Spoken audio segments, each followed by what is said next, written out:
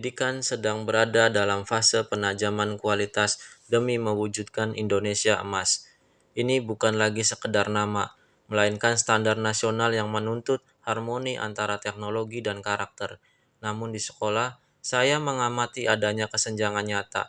Teori di buku seringkali terasa jauh dari realita di lapangan.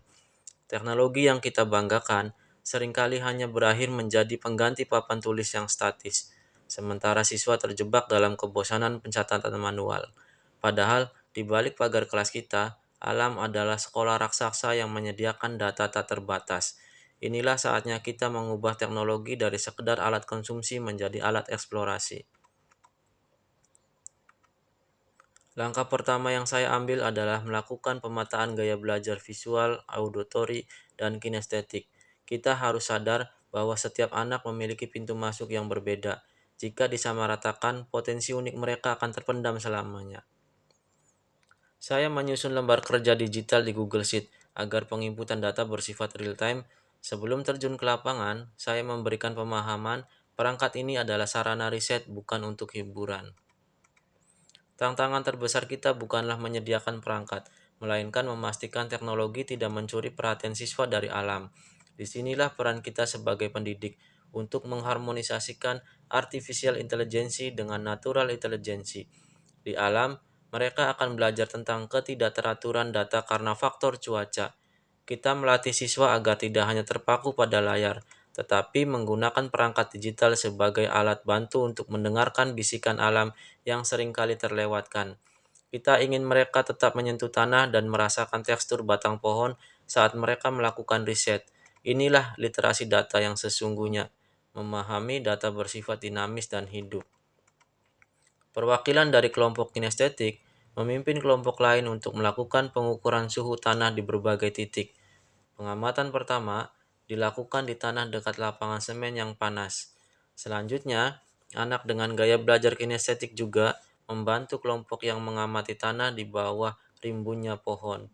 Ada juga kelompok lain yang mengamati tanah di tanah berumput di depan kelas. Bersama dengan anak kinestetik, hingga kelompok lain yang mengamati tanah di tepi danau depan sekolah yang sejuk dan tenang.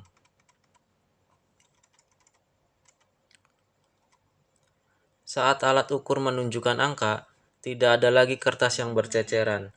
Mereka langsung menginputnya ke Google Sheet. Mereka takjub melihat sinkronasi data secara langsung antar perangkat.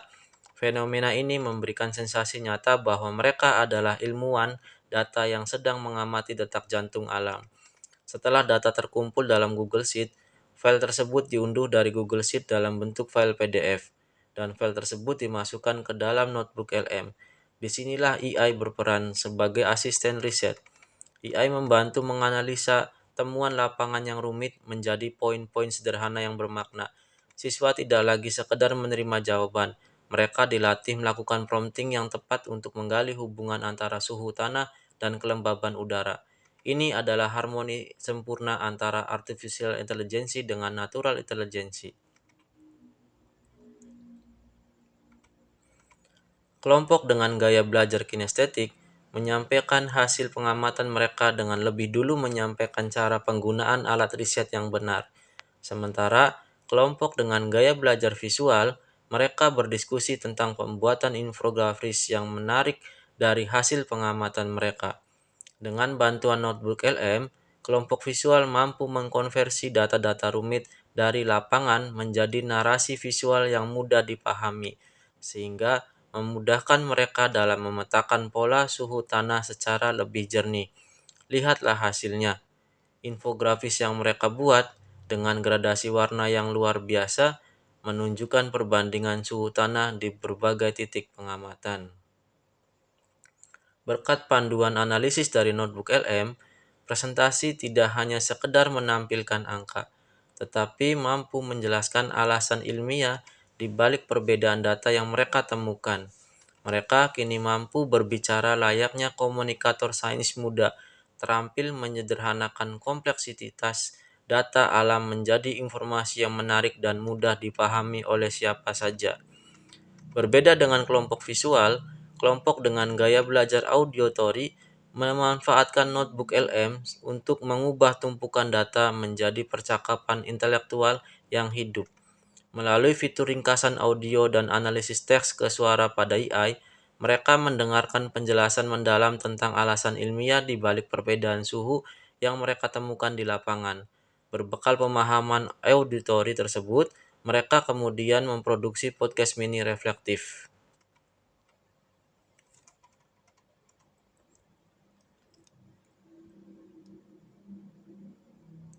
Praktek baik ini membuktikan bahwa AI mampu memperkuat kemanusiaan jika ditempatkan pada konteks yang tepat.